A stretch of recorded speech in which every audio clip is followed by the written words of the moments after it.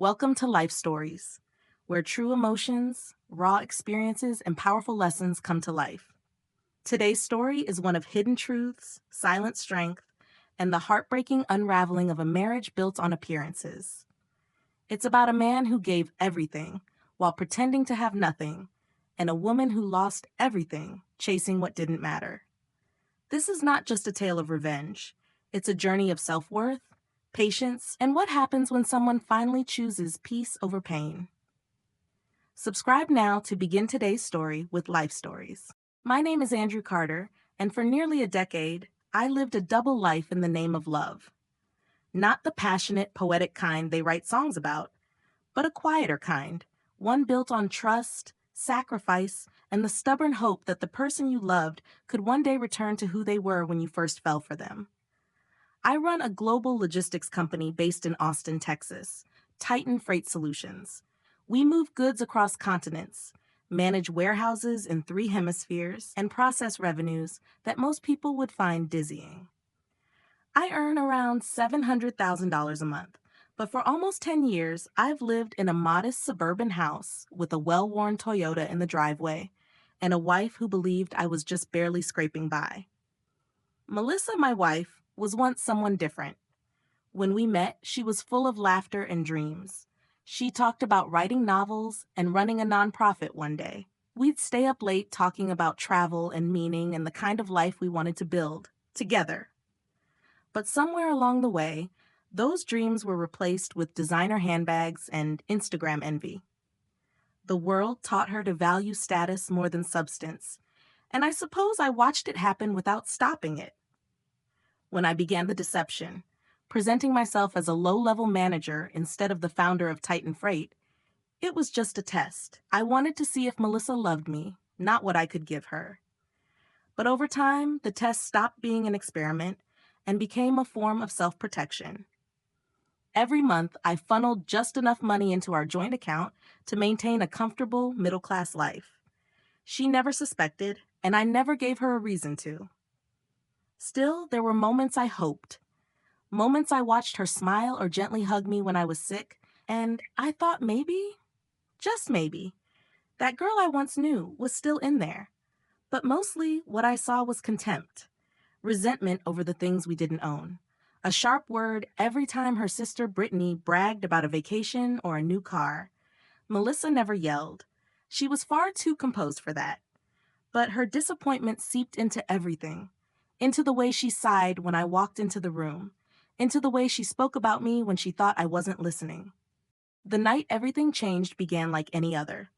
I had just closed a major expansion deal with Japanese partners that would bring Titan into East Asia, a win years in the making.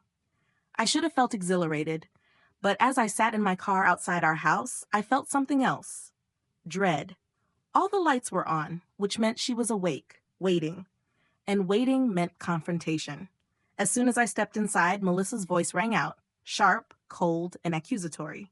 She hadn't cooked. She was too tired, she said. Too tired from a day of shopping.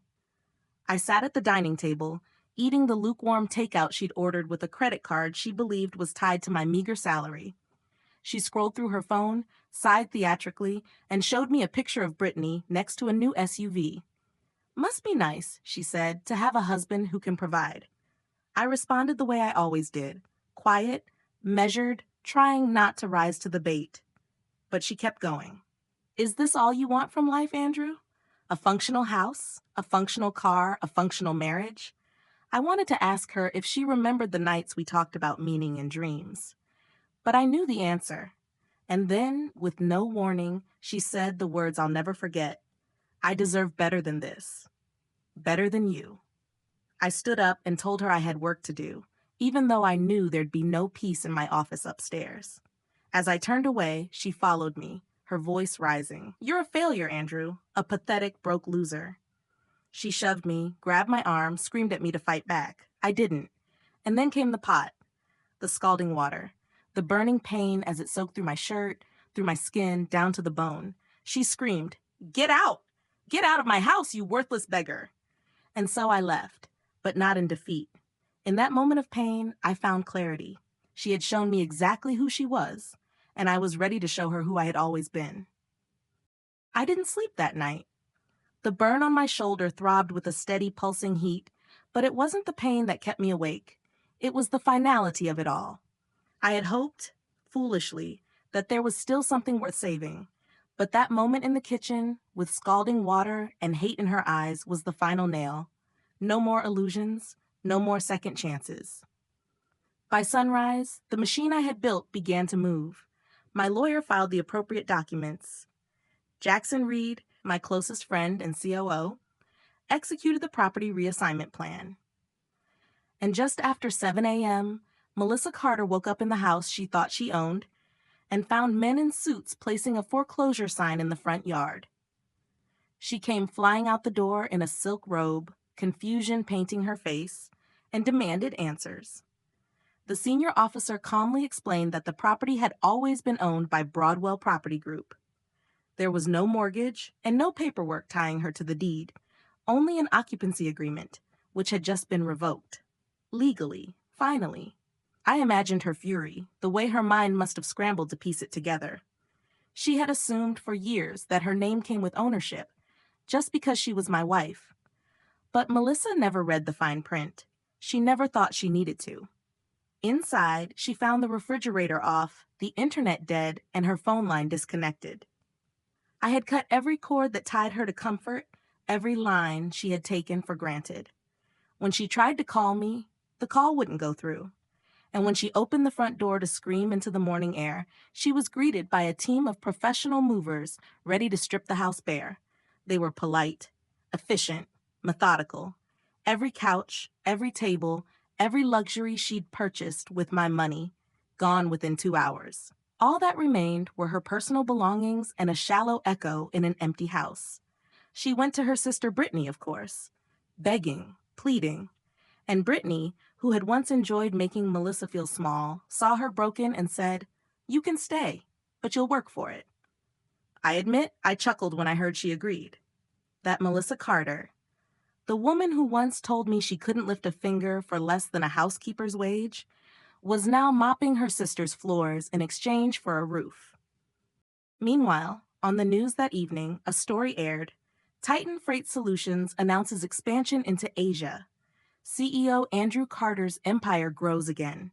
And there I was, speaking confidently in a tailored suit, addressing reporters about global logistics while my ex-wife scrubbed bathroom tiles.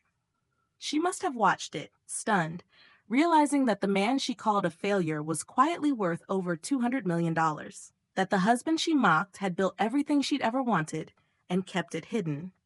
She didn't know it yet, but this was only the beginning. The world she knew was unraveling. And I was no longer the man standing silently beside her. I was the one holding the thread. 3 weeks later, Melissa Carter walked into the grand ballroom of the Dallas Business Leaders Gala in a borrowed designer gown and a shaky smile. I had allowed her in, not out of mercy, but because the final act of this story needed a stage. She thought she had a plan. Thought her practiced sorrow, her wide, tearful eyes and trembling voice would somehow melt the man I used to be. The one she ridiculed, the one she once threw boiling water at. She didn't know that man no longer existed. From across the room, I watched her scan the crowd, searching for me. She looked thinner, duller. The edge was gone, replaced by desperation. When she finally spotted me standing near the windows overlooking the skyline, she walked over slowly, playing the part of the repentant wife. "Andrew," she said softly, "thank you for letting me in. I wasn't sure you would." I didn't respond. I just watched her. "You look wonderful," she went on. "Congratulations on your award. I always knew you'd be successful." Another lie, told without even a flinch. "Please," she whispered, "can we talk? Just for a few minutes? There's been a terrible misunderstanding." I tilted my head. "A misunderstanding?" My voice was calm, but the words cut. "Is that what you call it, throwing boiling water at me?" Her face paled. She looked around, now aware that others were starting to notice. She leaned in, lowering her voice. "I didn't mean to. I was upset. I didn't know who you really were. And if you had," I asked, "you would have treated me differently?" She hesitated, then nodded. That was her truth and her undoing. At my signal, the ballroom screens flickered to life. The elegant graphics of the evening's presentation vanished, replaced by time-stamped security footage from our kitchen. There I was, walking away. Melissa, screaming. Then her grabbing the pot, the boiling water flying through the air, striking me. The audio echoed through the ballroom. "Beggar who can't work, get out of my house!" A collective gasp. The room fell silent. Every face turned toward her. The socialite, the sharp-tongued wife, exposed in brutal clarity. The footage froze, her face twisted with rage, the empty pot still in hand. She stammered. It wasn't. But the images said everything. "You called your husband, a man you believed to be poor, a failure," I said, my voice rising just enough. "You insulted me for years, and tonight you wanted redemption? Sympathy?" She trembled, genuinely now. The tears weren't performance anymore. Security arrived on cue. "You'll be escorted out," I told her. "As of this morning, our divorce is finalized. You're not welcome here." She hissed under her breath, the real Melissa rising in one last gasp. "You'll regret this." I smiled, just slightly. "Goodbye, Melissa. Use the service entrance on your way out. It suits your new role better." As she was led away, stunned whispers filled the room. Her social death was complete, and for the first time in years, I felt something close to peace. 10 days after the gala, I stood at the head of the boardroom table at Titan Freight's headquarters in downtown Austin. 12 executives sat before me, their tablets glowing with data as I introduced a minor but strategic acquisition.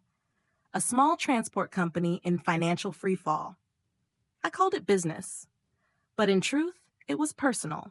Wexler Transport Inc. was owned by Melissa's uncle, Robert Wexler, the man who had enabled her entitlement for years, feeding her belief that success was measured by money and control. Now, they would both learn that control can slip through your fingers when held with arrogance. As the board unanimously approved the deal, I already knew what came next. Robert and his nephew Derek, Melissa's smug cousin, would be removed immediately. Their company absorbed, their name erased from the industry. Meanwhile, Melissa, now working as a maid in her sister's River Oaks mansion, would soon learn of the fallout. Another support system gone. Another bridge burned. A week later, I spotted her outside Carter's Ascent, the luxury wellness center I built over the bones of the very house we once shared. She stood at the edge of the sidewalk, clutching a paper cup, her eyes scanning every person who entered. Her clothes were worn, her movements slow, uncertain. She was no longer the Melissa I once knew, not even the one who screamed at me in silk robes. That woman had vanished. In her place stood someone broken by her own choices. My assistant asked if we should call security. I told him no. Let her see. Let her watch the spa she could have been a part of, had she chosen empathy over ego. Later that week, Jackson updated me. Melissa had been kicked out of her sister's guest house.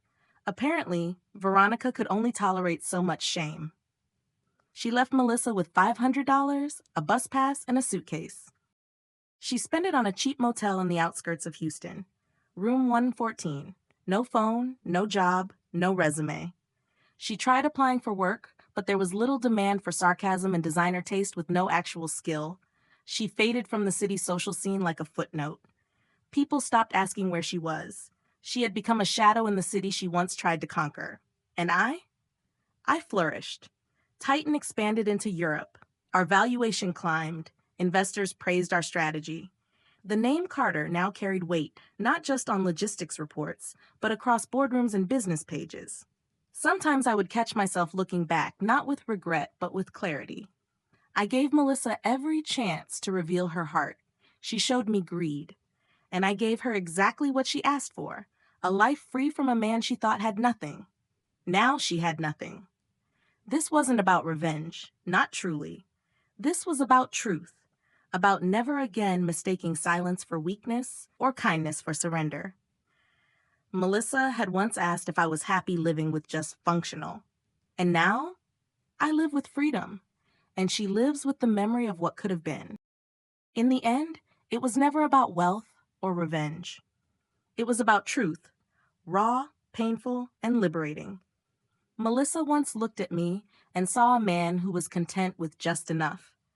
What she didn't see was the strength it took to remain silent, to let someone reveal who they truly were without interference. When I left that house, I left behind more than a failed marriage. I left behind years of pretending to be less than I was, hoping love would be enough to make someone stay kind. That's the lesson, really. Love without respect is a ticking bomb. Success means nothing when you're handing it to someone who only values what it can buy. Melissa taught me that. I don't hate her. I don't miss her either. I remember her sometimes. When I see someone chase status over sincerity or hear a quiet man laughed at for his simplicity, I think of her and I remember who I am. And I hope wherever she is, she remembers too. Because there's nothing more painful than waking up one day and realizing you were the villain in someone else's love story. Thank you for listening to this story. If it moved you, taught you something, or made you reflect on the people in your own life, please consider subscribing to Life Stories. We share real emotional journeys just like this. Stories about heartbreak, healing, and human nature. Don't forget to like, share, and subscribe so you never miss another story that just might change the way you see the world. See you in the next one.